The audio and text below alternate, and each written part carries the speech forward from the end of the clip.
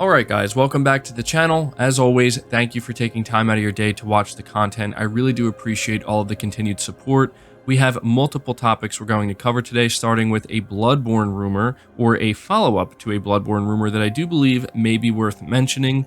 We're also talking about a developer who's working on a game that is visually inspired by Bloodborne, but they're talking specifically about development on the PS5 and the Xbox Series X and giving their thoughts on the differences.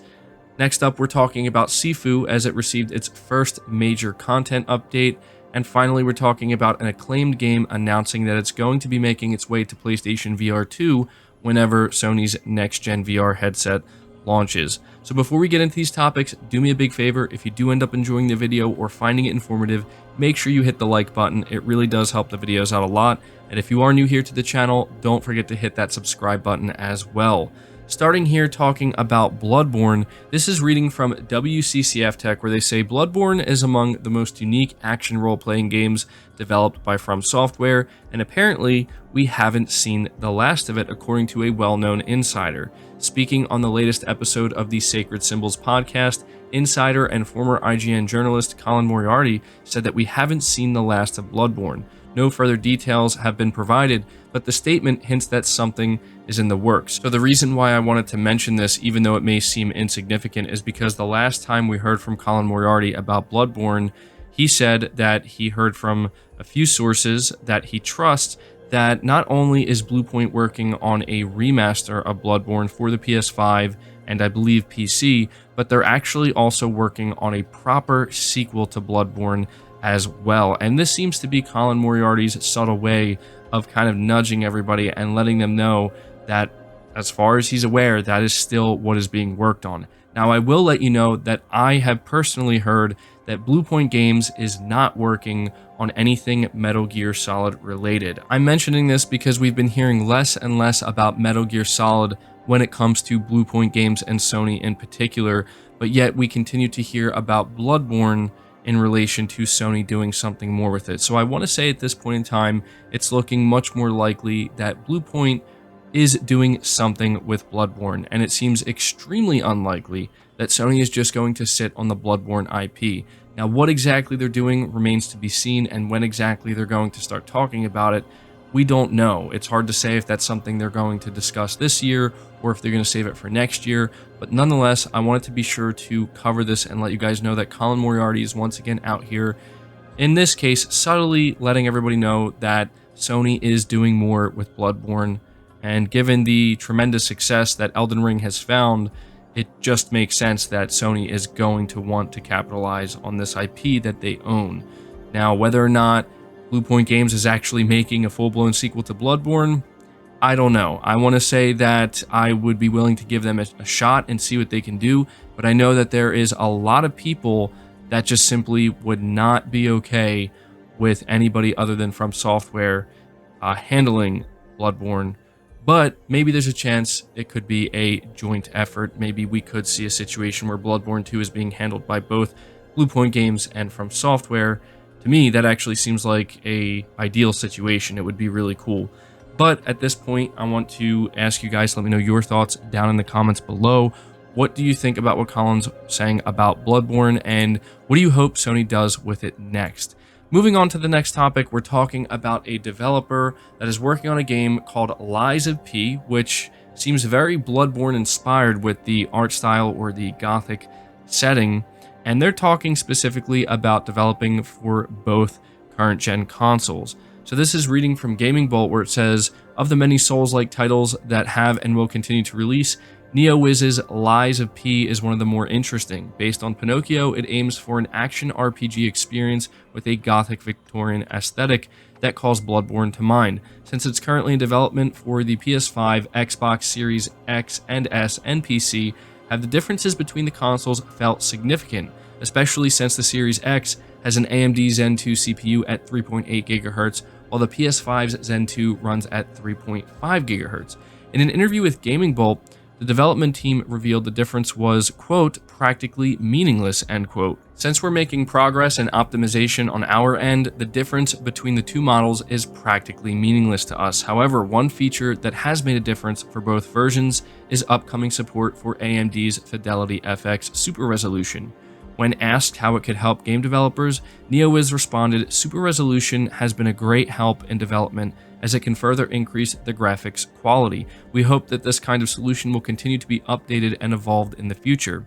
In the same interview, NeoWiz confirmed that Lies of P would have two graphics modes, performance and quality. The former runs at 1440p at 60 frames per second, while the latter offers native 4K at 30 FPS, though the developer is working on a native 4K 60 FPS. It currently doesn't have a release date, and so this is a game that I don't know how many of you are familiar with, but I think it looks great actually, and I can't wait till we get a release date. And I thought that this was interesting to hear what a development team had to say about making a game like this for both consoles, and they're saying it's meaningless to them. It's not making any difference, and they actually point out AMD's Fidelity FX Super Resolution, which is something that is supported on both the PS5 and the Xbox Series consoles, and they seem to really be enjoying it. And this is something that we've actually discussed multiple times on the channel previously. For those who are not aware, AMD's Fidelity FX Super Resolution is essentially a technology that developers can leverage to make the image quality look significantly better than the native resolution it's actually running at. So for example, you could have a native resolution of 1440p, but if it's leveraging the Fidelity FX Super Resolution, it can essentially look as good as native 4K, or in some cases even better, and you won't have to make, or the developers I should say, won't have to make any sacrifices when it comes to performance and frame rate. So maybe that's what they're going to use to try to get up to a 4K 60 FPS. And again, we're going to see more and more development teams utilize this technology and take advantage of it, but we have yet another developer kind of coming out here and making it known that when it comes to, you know, the power and performance of both the PS5 and the Xbox Series X, at least to them, it's kind of meaningless, basically saying that they're not finding that there's really any significant difference. Again, something that we have continued for a while now to see developers kind of come out and confirm. But we're going to move on to the next topic, which talks about SIFU. This is reading from Push Square, where they say, as promised, the big SIFU update is now live on PS5 and PS4. Patch 1.009 brings difficulty settings to the often brutal martial arts brawler, adding both an easy mode and a hard mode. You can see the thinking behind these options in the official video that they released. But that's not all with update 1.009. It also adds an advanced training mode, which should be a big help in getting to grips with certain combos and moves, as well as the ability to change your character's outfit. The patch weighs in at about 3.5 gigabytes. So when it comes to the difficulty settings, this is what they added. They have student difficulty, which is the easy mode, and they say that you'll get more life and structure for the main character. Enemies are less aggressive. Enemies are less reactive in defense, simplified patterns for various archetypes and bosses. The death counter cannot go beyond 1, better shrine rewards, and then they have the normal difficulty, which is the standard experience, but then they actually have a hard mode, which they're calling master difficulty.